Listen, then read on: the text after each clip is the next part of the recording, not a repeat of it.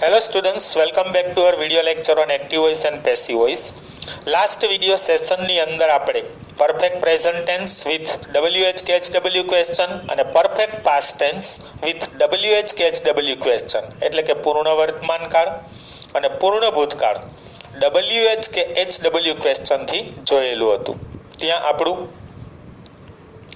perfect present tense અને perfect past tense છે એ પૂરું થઈ ગયું હતું.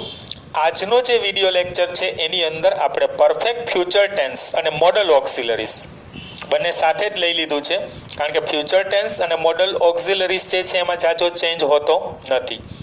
આમ જોઈએ તો શેલ વિલ જે છે એ એક મોડલ ઓક્સિલરીઝ જ છે, પરંતુ શેલ વિલ છે એ ભવિષ્યનો અર્થ આપે છે એટલા માટે આપણે એને ફ્યુચર ટેન્સમાં લીધેલું છે.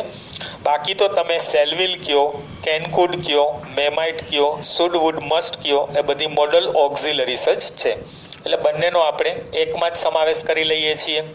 તો પરફેક્ટ ફ્યુચર ટેન્સ એફિર્મેટિવમાં જોવાનું છે, પરફેક્ટ મોડલ ઓક્સિલરીઝ છે એફિર્મેટિવમાં જોવાનું છે, અને એ જ રીતે પરફેક્ટ ફ્યુચર ટેન્સ અને મોડલ ઓક્સિલરીઝ છે એ નેગેટિવમાં જોવાનું છે.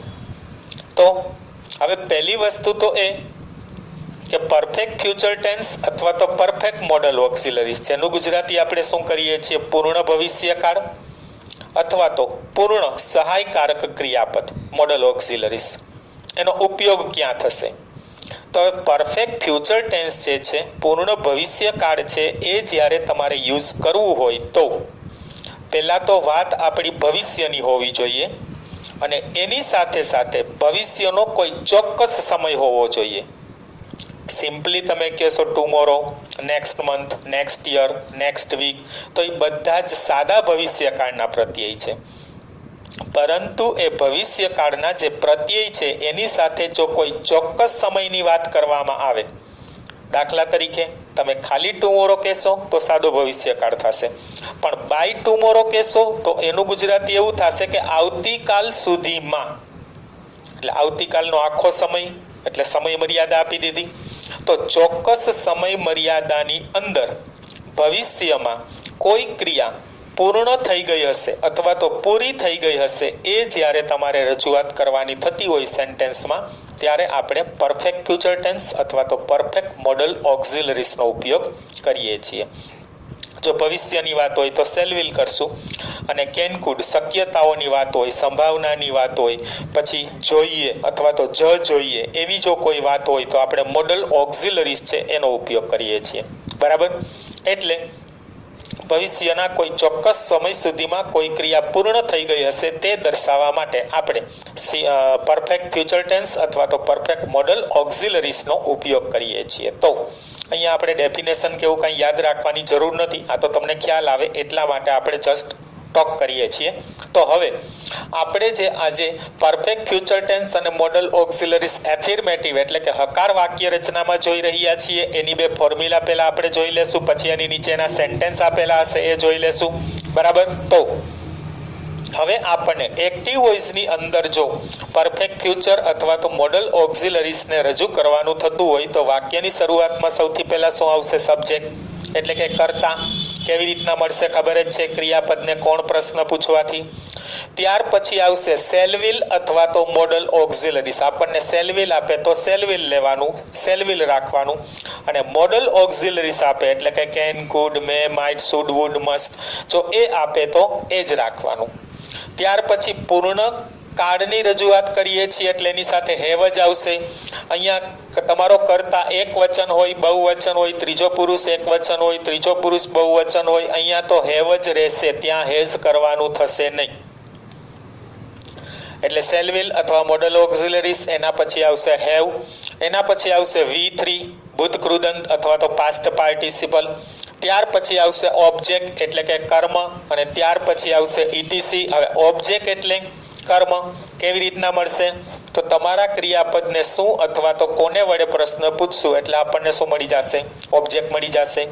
તો shall will, modal auxiliaries plus have plus V3 એટલું આખું આપણું ક્રિયાપદનું જ રૂપ છે. આ જેટલું રેડ આપેલું છે એ આપણું વર્બ જ છે. બરાબર. હવે એની જો પેસિવ રચના આપણે હકાર વાક્ય રચનામાં કરીએ તો શું થશે? તો ખબર જ છે આપણને, સબ્જેક્ટ અને ઓબ્જેક્ટ છે એના સ્થાન બદલી જશે. એટલે વાક્યની શરૂઆતમાં શું લેશું આપણે? ઓબ્જેક્ટનું સબ્જેક્ટ, એટલે કે કર્મનું કર્તા કરવાનું રહેશે.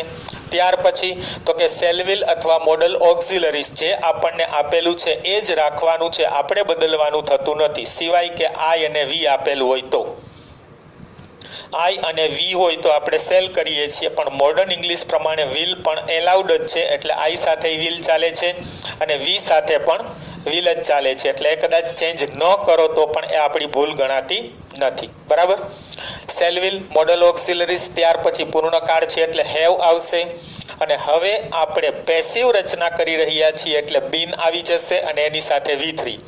આ જ આપણો કી પોઈન્ટ છે, આ જ આપણી ઓળખ છે. બીન પ્લસ V3 આપેલું હોય તો આપણી પેસિવ રચના હોય, અને એમનેમ V3 આપેલું હોય, હેવ સાથે V3 આપેલું હોય તો આપણી એક્ટિવ વાક્ય રચના હોય. ત્યાર પછી ઇટીસીનું ઇટીસી જ રાખીએ છીએ, અને લાસ્ટમાં તો કે આગળ જે સબ્જેક્ટ છે એને બાય પ્લસ સબ્જેક્ટનું ઓબ્જેક્ટ કરીને પાછળ મૂકીએ છીએ.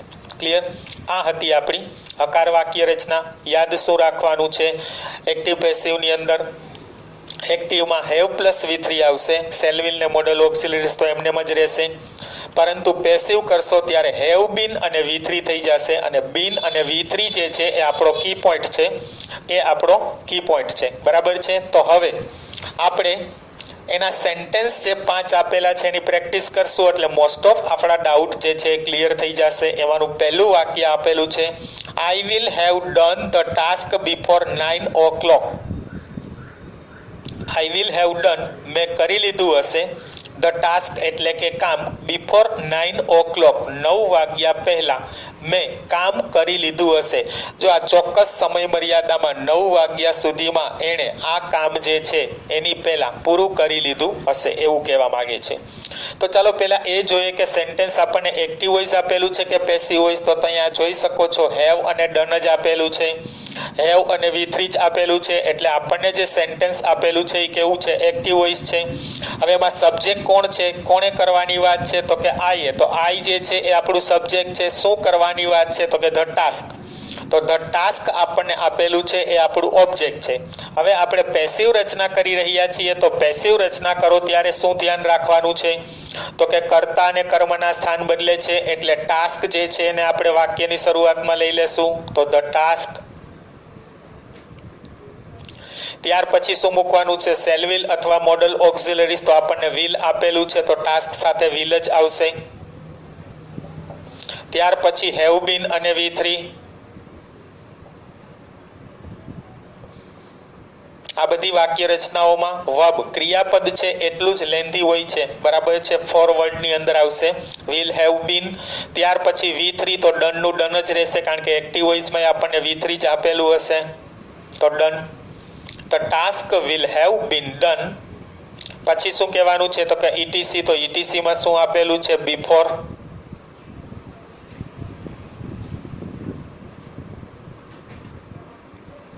Before 9 o'clock. અને બાય પ્લસ સબ્જેક્ટનું ઓબ્જેક્ટ તો આપણને આઈ આપેલું છે, તો એનું શું થઈ જશે? મી. શું ગુજરાતી થશે? The task will have been done before 9 o'clock by me. મારા દ્વારા કામ 9 વાગ્યા પહેલા પૂરું કરી નાખવામાં આવ્યું હશે. બરાબર છે. એવું થશે. અહીંયા પૂરું કરી નાખ્યું હશે, પૂરું કરી નાખવામાં આવ્યું હશે, એટલું. તો આ ફર્સ્ટ સેન્ટેન્સ હતું. હવે આપણે જોઈએ સેકન્ડ સેન્ટેન્સની અંદર. સેકન્ડ સેન્ટેન્સ આપણને શું આપેલું છે? She should have saved money for future. તેણીએ ભવિષ્ય માટે પૈસા બચાવ્યા હોવા જોઈતા હતા, અથવા તો બચાવ્યા હોવા જોઈએ. તેણીએ ભવિષ્ય માટે પૈસા બચાવ્યા હોવા જોઈએ, એવું કહે છે. ઓકે. તો હવે એ જોઈએ સેન્ટેન્સ આપણને એક્ટિવ વોઇસ આપેલું છે કે પેસિવ વોઇસ. તો હેવ અને સેવ્ડ આપેલું છે, હેવ અને V3 આપેલું છે, એટલે આપણું સેન્ટેન્સ કેવું બનશે? Active voice. બરાબર. હવે ત્યાર પછી કોણે બચાવવાની વાત છે? સી એ. તો સી આપણું સબ્જેક્ટ છે. શું બચાવવાની વાત છે? મની. તો મની જે છે એ આપણું શું છે? ઓબ્જેક્ટ છે. ક્લિયર? તો હવે આપણે સબ્જેક્ટ અને ઓબ્જેક્ટના સ્થાન બદલીએ છીએ તો સૌથી પહેલા શું આવી જશે? Money.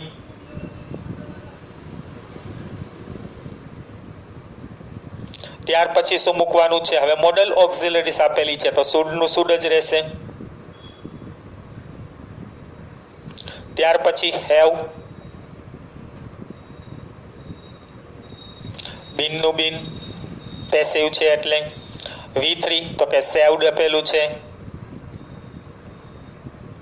Money should have been saved.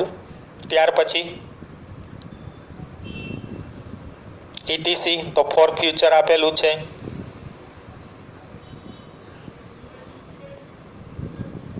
અને બાય કરીને શું મૂકવાનું છે? સબ્જેક્ટનું ઓબ્જેક્ટ એટલે શું થઈ જશે? બાય હર.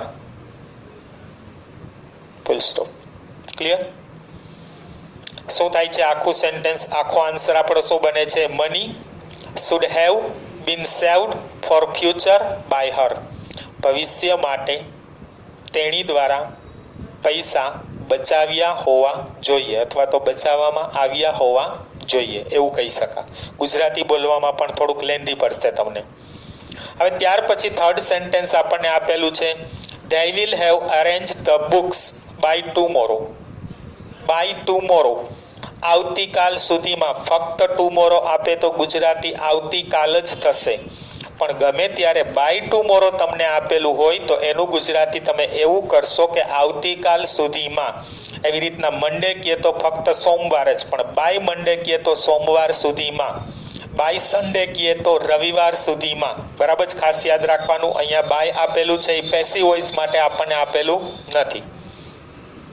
તો ઓકે, હવે સેન્ટેન્સ જોઈએ. આપણને એક્ટિવ વોઇસ આપેલું છે કે પેસિવ વોઇસ? તો અહીંયા તમે જોઈ શકો છો હેવ અને અરેન્જડ આપેલું છે. તો હેવ અને V3 આપેલું છે. ઇટ મીન્સ સેન્ટેન્સ આપણને એક્ટિવ વોઇસ આપેલું છે. ઓકે, હવે ત્યાર પછી શું એરેન્જ કરવાની વાત છે? The books. તો ધ બુક્સ જે છે એ આપણું ઓબ્જેક્ટ છે અને કોણે એરેન્જ કરવાની વાત છે? ધ્યેય. તો ધ્યેય જે છે એ આપણું શું છે? સબ્જેક્ટ છે. તો સબ્જેક્ટ અને ઓબ્જેક્ટ મળી ગયું. એક્ટિવ વોઇસ ડિસાઇડ થઈ ગયું. હવે આપણે પેસિવ વોઇસ કરવા જઈ રહ્યા છીએ તો કર્તા અને કર્મના સ્થાન બદલશે એટલે વાક્યની શરૂઆતમાં શું લેશું? The books. ત્યાર પછી વિલ આપેલું છે તો વિલ જ, બુક સાથે વિલ જ આવવાનું છે. વિલ પછી હેવ, બીનનું બીન પેસિવ છે એટલે. બરાબર, the books will have been. પછી V3 મૂકવાનું છે તો અરેન્જડ.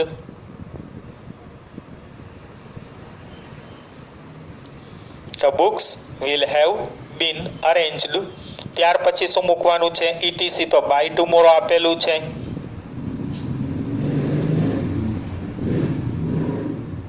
અને પાછું બાય પ્લસ સબ્જેક્ટનું ઓબ્જેક્ટ મૂકીએ છીએ તો ધ્યેય આપેલું છે તો શું થઈ જશે? By them. By tomorrow, by them બે વખત બાય આવે છે તો એમાં નો આવે અથવા નો થઈ શકે અથવા આપણું ખોટું વાક્ય છે એવું વિચારવાનું નથી. અહીંયા બાય ટુમોરો એટલે આવતીકાલ સુધીમાં છે અને અહીંયા બાય ધેમ એટલે તેઓ દ્વારા, તેમના દ્વારા એવું થશે. બરાબર છે? તો પહેલાનું ગુજરાતી શું કરતા હતા? they will have arranged the books by tomorrow. તેઓએ આવતીકાલ સુધીમાં બુકો જે છે એ ગોઠવી લીધી હશે. અને અહીંયા આનું આપણે પેસિવ જે છે એનું ગુજરાતી શું કરશું? તો તેઓ દ્વારા બુકો જે છે, પુસ્તકો છે એ આવતીકાલ સુધીમાં ગોઠવી લેવામાં આવ્યા હશે. બરાબર છે? ગોઠવાઈ ગયા હશે અથવા તો ગોઠવી લેવામાં આવ્યા હશે એવું આપણે કહી શકીએ. એટલે આ થર્ડ સેન્ટેન્સ હતું. ત્યાર પછી ફોર્થ સેન્ટેન્સમાં જોઈએ. I would have bought a car earlier. બરાબર છે? મારે વહેલી કાર ખરીદી લેવી જોઈતી હતી. બરાબર છે? વુડ છે એ ઈચ્છા દેખાડે છે. મારે વહેલી કાર ખરીદી લેવી જોઈએ અથવા તો ખરીદી લેવી જોઈતી હતી એવું થશે. હવે અહીંયા જોઈએ સેન્ટેન્સ આપણને એક્ટિવ આપેલું છે કે પેસિવ? તો હેવ અને બોટ આપેલું છે, હેવ અને V3 આપેલું છે તો સેન્ટેન્સ આપણને એક્ટિવ વોઇસ આપેલું છે. ક્લિયર? બરાબર. હવે ત્યાર પછી આપણે એ જોઈએ કોણે ખરીદવાની વાત હતી? આઈએ. તો આઈ જે છે એ આપણું સબ્જેક્ટ છે. શું ખરીદવાની વાત છે? તો કે અકાર. અકાર જે છે એ આપણને શું આપેલું છે? ઓબ્જેક્ટ આપેલું છે. તો હવે આ સેન્ટેન્સ જે છે એને આપણે એક્ટિવમાંથી પેસિવ કરવાનું છે. તો પેસિવ કરો ત્યારે કર્તા કર્મના સ્થાન બદલે, એટલે વાક્યની શરૂઆતમાં શું આવી જશે? અકાર. ત્યાર પછી વુડનું વુડ જ રહેશે, એમાં કાંઈ ચેન્જ કરવાનો નથી. ત્યાર પછી હેવ આપેલું છે તો હેવ જ. પેસિવ રચના છે એટલે બીન. બોટ V3 આપણને આપેલું છે તો બોટ જ રહેશે. બોટ આપેલું છે તો બોટ જ રહેશે. અકાર વુડ હેવ બીન બોટ. ત્યાર પછી ETC તો ETC માં અર્લિયર. અને લાસ્ટમાં બાય પ્લસ સબ્જેક્ટનું ઓબ્જેક્ટ તો આઈ આપેલું છે તો એનું શું થઈ જશે? Me. A car would have been bought earlier by me. મારા દ્વારા કાર જે છે એ વહેલી ખરીદાઈ લેવી જોઈતી હતી. બરાબર છે. એટલે કે મારા દ્વારા કાર છે એ વહેલી ખરીદી લેવામાં આવી હોવી જોઈએ, અથવા તો ખરીદી લેવામાં આવી હોત એવું થશે, અથવા હોતય બોલી શકો. મેં કાર વહેલી ખરીદી લીધી હોત. અને આનું એવું થશે, મારા દ્વારા કાર વહેલી ખરીદી લેવામાં આવી હોત. વુડવાળી વાક્ય રચનામાં આપણે હોત એવું પણ કહી શકીએ. હવે ત્યાર પછીનું 5th સેન્ટેન્સ આપણને આપેલું છે. The thief might have been caught that night by the police. Police દ્વારા ચોરને તે રાત્રિએ કદાચ પકડી લેવામાં આવ્યો હોય, અથવા તો કદાચ પકડી શક્યા હોય. માઇટ છે એટલે કદાચની શક્યતા આવે. બરાબર છે. પોલીસ દ્વારા ચોરને કદાચ તે રાત્રે પકડી શક્યા હોવા જોઈએ. હવે એ જોઈએ સેન્ટેન્સ આપણને એક્ટિવ આપેલું છે કે પેસિવ. તો ડાયરેક્ટ તમે અહીંયા જોઈ શકો છો, હેવ અને કોટ નથી આપેલું, બીન અને કોટ આપેલું છે. બીન પ્લસ V3 આપેલું છે તો આપણને સેન્ટેન્સ કેવું આપેલું છે? Passive voice. હવે કોને પકડવાની વાત છે તો કે ચોરને, તો એ આપણને ઓબ્જેક્ટનું સબ્જેક્ટ આપેલું છે. અને કોણે પકડવાની વાત છે તો કે પોલીસે, તો પોલીસ જે આપણને આપેલું છે એ સબ્જેક્ટનું ઓબ્જેક્ટ છે.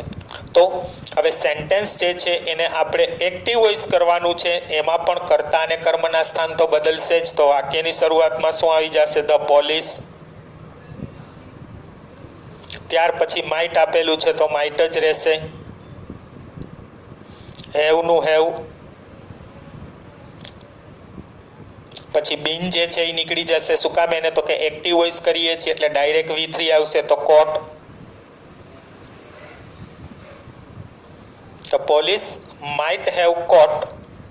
પછી તો કે ઓબ્જેક્ટ, તો ઓબ્જેક્ટ કોણ છે? કોને પકડવાની વાત છે? The thief.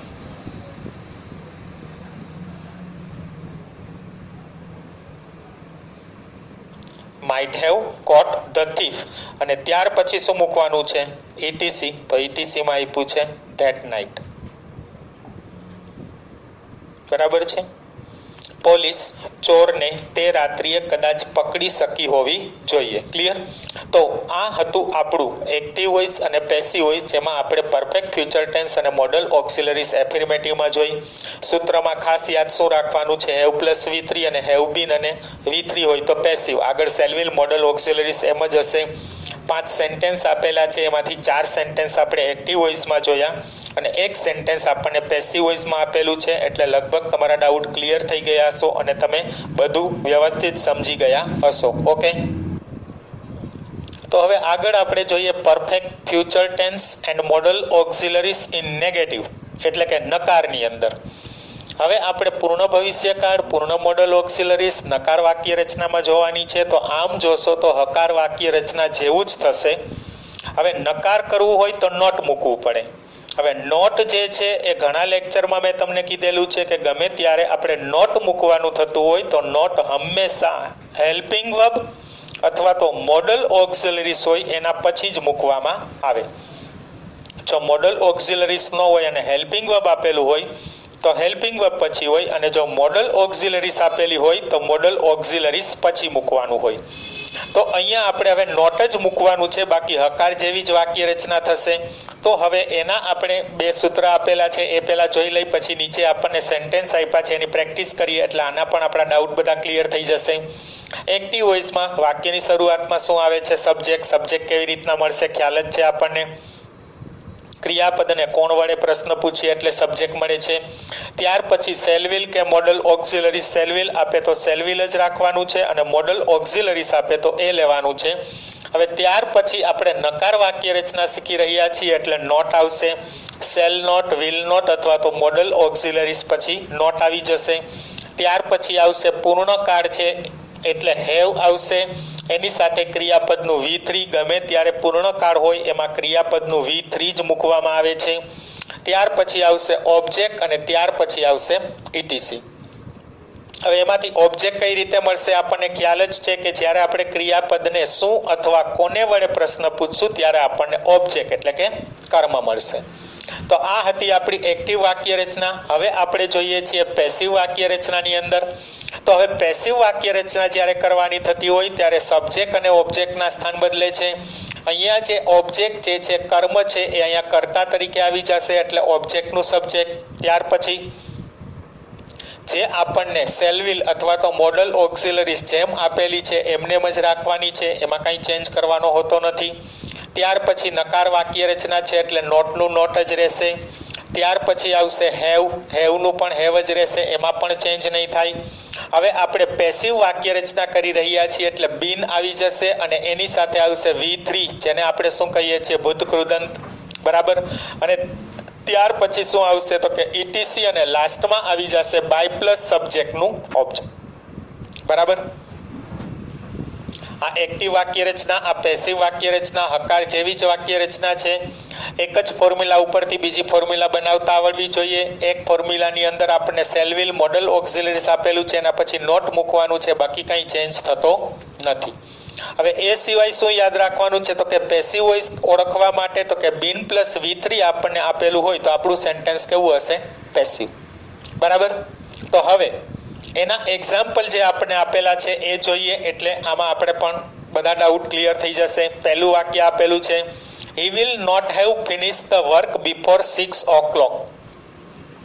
તેણે 6 વાગ્યા પહેલા કામ જે છે એ પૂરું કરી લીધું હશે નહીં.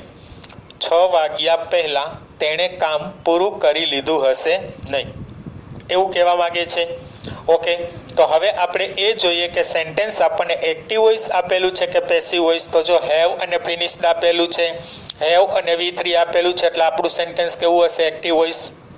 હવે ત્યાર પછી શું જોવાનું છે તો કે કોણે ફિનિશ કરવાની વાત છે તો હી જે છે એ આપણું સબ્જેક્ટ છે. અને ત્યાર પછી શું ફિનિશ કરવાની વાત છે? ધ વર્ક જે છે એ આપણું શું છે? ઓબ્જેક્ટ છે. તો આ વાક્ય રચનાને આપણે પેસિવ કરવું છે. હવે પેસિવ કરીએ ત્યારે સબ્જેક્ટ અને ઓબ્જેક્ટના સ્થાન બદલશે એટલે ધ વર્ક જે છે એ આગળ સબ્જેક્ટ તરીકે આવી જશે. એટલે પહેલા શું લખીએ છીએ આપણે? The work. ત્યાર પછી શું લખવાનું થશે તો કે સેલવિલ કે મોડલ ઓક્ઝિલરીઝ જે આપણને આપેલું છે વિલ આપેલું છે તો વિલ જ રહેશે. નકાર છે એટલે નોટ,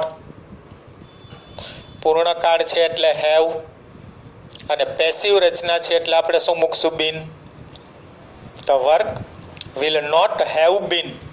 ત્યાર પછી V3 મૂકવાનું છે એટલે ફિનિશ્ડ.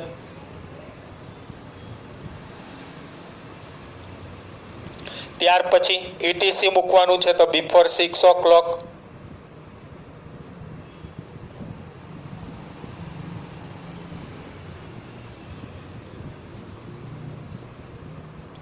અને ત્યાર પછી બાય કરી અને શું મૂકવાનું છે? સબ્જેક્ટનું ઓબ્જેક્ટ તો બાય હિમ.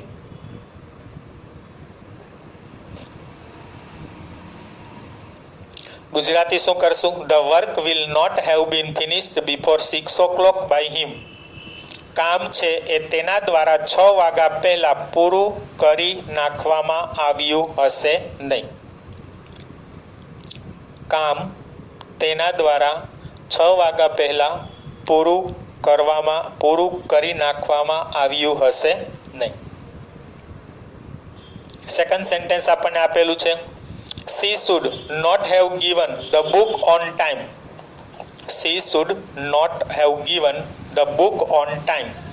તેણીએ બુક સમયસર આપી હોવી ન જોઈએ. તેણીએ બુક સમયસર આપેલી ન હોવી જોઈએ અથવા તો આપી ન હોવી જોઈએ એવું થશે. તો હવે એ જોઈએ સેન્ટેન્સ આપણને એક્ટિવ વોઇસ આપેલું છે કે પેસિવ વોઇસ. તો અહીંયા હેવ અને ગિવન આપેલું છે, હેવ અને V3 આપેલું છે, એટલે આપણું સેન્ટેન્સ કેવું હશે? Active voice. હવે ત્યાર પછી કોણે આપવાની વાત છે? સી એ. તો સી જે છે એ આપણું શું આપેલું છે? સબ્જેક્ટ. શું આપવાની વાત છે? બુક. ધ બુક જે છે એ આપણું શું છે? ઓબ્જેક્ટ. બરાબર, સબ્જેક્ટ અને ઓબ્જેક્ટ મળી ગયું. એક્ટિવ પેસિવ એ ડિસાઇડ કરી લીધું. તો આપણે સેન્ટેન્સ પેસિવ કરવાનું છે. પેસિવ કરીએ તો શું થશે? તો કે સબ્જેક્ટ અને ઓબ્જેક્ટના સ્થાન છે એ બદલે છે. તો વાક્યની શરૂઆતમાં શું આવી જશે? The book. The book. ત્યાર પછી મોડલ ઓક્ઝિલરીઝ કે શેલ વિલ. તો શુડ આપેલું છે તો શુડ જ રહેશે. નકાર છે એટલે નોટ. ત્યાર પછી હેવ. પેસિવ રચના છે એટલે been. The book should not have been. ત્યાર પછી શું મૂકવાનું છે? V3. તો શું આપ્યું છે? ગિવન. ETC શું આપ્યું છે? On time. The book should not have been given on time. અને લાસ્ટમાં શું આવશે? તો કે બાય પ્લસ સબ્જેક્ટનું ઓબ્જેક્ટ. તો બાય અને શું આવી જશે? હર. આખો આન્સર શું બને છે? The book should not have been given on time by her. તેણી દ્વારા બુક છે એ સમયસર આપી હોવી ન જોઈએ અથવા તો અપાયેલી ન હોવી જોઈએ એવું થશે. ત્યાર પછીનું આપણને થર્ડ સેન્ટેન્સ આપેલું છે you will not have deposited the fees before time. તમે સમય પહેલાં, બિફોર ધ ટાઈમ એટલે જે સમય આપેલો હોય તે સમય, તમે સમય પહેલાં ફીસ જે છે એ જમા કરાવી હશે નહીં. તમે સમય પહેલાં ફીસ જે છે એ જમા કરાવી હશે નહીં. બરાબર. તો હવે એક્ટિવ છે કે પેસિવ એ ડિસાઇડ કરીએ. હેવ ડિપોઝિટેડ આપેલું છે, હેવ અને V3 આપેલું છે. તો સેન્ટેન્સ આપણું કેવું બને છે? એક્ટિવ વોઇસ બને છે. ત્યાર પછી આપણે એ ડિસાઇડ કરીએ આપણો સબ્જેક્ટ કોણ છે અને ઓબ્જેક્ટ કોણ છે. કોણે ડિપોઝિટ કરવાની વાત છે? યુ એ. તો યુ જે છે એ આપણો સબ્જેક્ટ છે. શું ડિપોઝિટ કરવાની વાત છે? ફીસ. તો ફીસ જે છે એ આપણું શું છે? ઓબ્જેક્ટ છે. બરાબર. તો સબ્જેક્ટ અને ઓબ્જેક્ટ આપણને મળી ગયું. તો હવે આપણે એક્ટિવમાંથી પેસિવ કરવાનું છે. તો ફીસ અને યુ એના સ્થાન બદલશું. તો સૌથી પહેલા શું આવી જશે વાક્યની શરૂઆતમાં? The fees.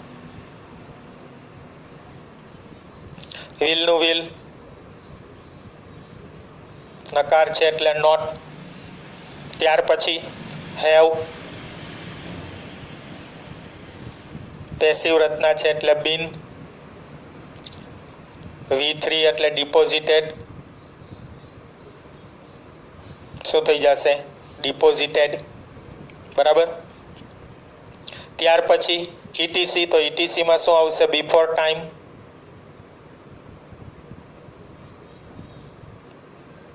અને લાસ્ટમાં શું આવી જશે? બાય પ્લસ સબ્જેક્ટનું ઓબ્જેક્ટ. તો સબ્જેક્ટમાં આપણને યુ આપેલું છે તો એનું શું થઈ જશે? By you. The fees will not have been deposited before time by you. સમય પહેલા તમારા દ્વારા ફીસ જે છે એ જમા કરવામાં આવી હશે નહીં. સમય પહેલા તમારા દ્વારા ફીસ જમા કરવામાં આવી હશે નહીં એવું કહેવા માંગે છે. ત્યાર પછી આપણને ફોર્થ સેન્ટેન્સ આપ્યું છે she must not have used bad words during quarrel. ઝઘડા દરમિયાન તેણીએ ખરાબ શબ્દો વાપર્યા ન હોવા જોઈએ. ઝઘડા દરમિયાન તેણીએ ખરાબ શબ્દો છે એ વાપર્યા ન હોવા જોઈએ એવું થશે. ઓકે. હવે એ ડિસાઇડ કરીએ કે આપણને સેન્ટેન્સ એક્ટિવ વોઇસ આપેલું છે કે પેસિવ વોઇસ. તો હેવ અને યુઝડ આપેલું છે, હેવ અને V3 આપેલું છે. તો સ્વાભાવિક છે આપણું સેન્ટેન્સ કેવું હશે? Active voice. બરાબર. તો હવે સબ્જેક્ટ અને ઓબ્જેક્ટ આપણે ડિસાઈડ કરીએ. કોણે યુઝ કરવાની વાત છે? સી. તો સી છે એ આપણું સબ્જેક્ટ છે. શું યુઝ કરવાની વાત છે? બેડ વર્ડ્સ, ખરાબ શબ્દો. તો બેડ વર્ડ્સ જે છે એ આપણું શું છે? ઓબ્જેક્ટ છે. તો સી અને બેડ વર્ડ્સ જે છે એ બંનેના સ્થાન બદલશે અને આપણે પેસિવ રચના કરશું. તો વાક્યની શરૂઆતમાં શું આવી જશે? Bad words. Bad words. ત્યાર પછી શું યુઝ કરીશું આપણે? મસ્ટ, જે આપણને આપેલું છે એ જ મસ્ટનું મસ્ટ. નકાર છે એટલે not. Bad words must not. ત્યાર પછી પૂર્ણકાળ છે એટલે હેવ. પેસિવ છે એટલે બીન. V3 એટલે used. Bad words must not have been used. પછી શું કરવાનું છે? ETC V3 મૂક્યું પછી ETC, તો ડ્યુરિંગ કોરલ.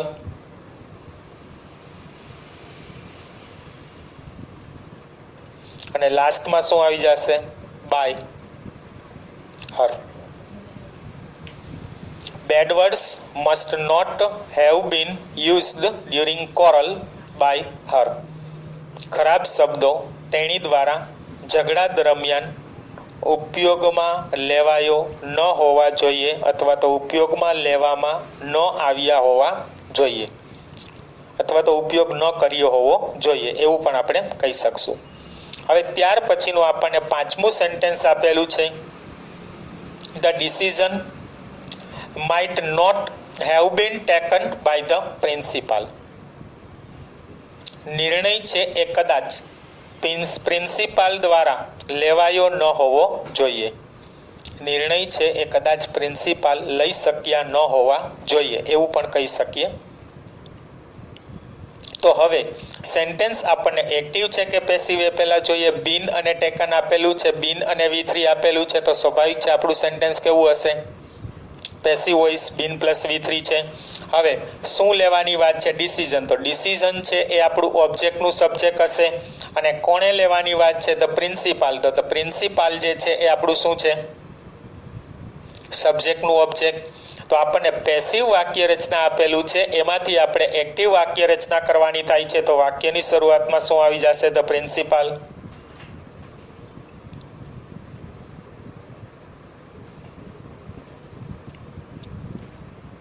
શું આવી જશે? પ્રિન્સિપાલ. The principal. ત્યાર પછી માઇટનું માઇટ જ રહેશે.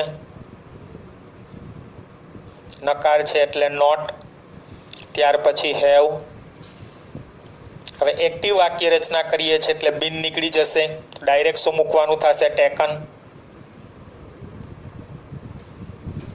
The principal might not have taken. અને ત્યાર પછી શું મૂકવાનું છે? ઓબ્જેક્ટ મૂકી દીધું, ટેકન મૂકી દીધું. હવે આપણે ઓબ્જેક્ટ મૂકવાનું છે, તો ઓબ્જેક્ટ શું છે? The decision.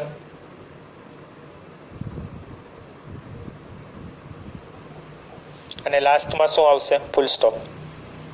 The principal might not have taken the decision. Gujarati શું થશે? પ્રિન્સિપાલે અથવા તો આચાર્યએ કદાચ નિર્ણય ન લઈ શક્યા હોવા જોઈએ. બરાબર છે? પ્રિન્સિપાલ કદાચ નિર્ણય ન લઈ શક્યા હોવા જોઈએ. તો આ જે હતું એ આપણું પરફેક્ટ ફ્યુચર ટેન્સ અને મોડલ ઓક્સિલરીઝ નેગેટિવમાં, જેમાં આપણે બે સૂત્ર જોયા. સૂત્ર હકાર અને નકારમાં કંઈ ચેન્જ નથી. સેલ વિલ અને મોડલ ઓક્સિલરીઝ પછી ફક્ત નોટ મૂકવાનું છે, બાકી સેમ એફર્મેટિવ જેવી જ વાક્ય રચનાઓ છે, એમાં કાંઈ ચેન્જ નથી. પેસિવ માટે યાદ શું રાખવાનું છે? તો કે બીન પ્લસ V3 આવે તો પેસિવ અને હેવ પ્લસ V3 હોય તો એક્ટિવ વોઇસ. ત્યાર પછી એની નીચે આપણને 5 સેન્ટેન્સ આપેલા છે, જેમાંથી 4 આપણે એક્ટિવ વોઇસમાં જોયા અને 1 પેસિવ વોઇસમાં જોયું. એટલે કે લગભગ તમારા ડાઉટ ક્લિયર થઈ ગયા હશે. Now you got the topic. I hope there will be no more doubts. So, goodbye and see you again in next video lecture.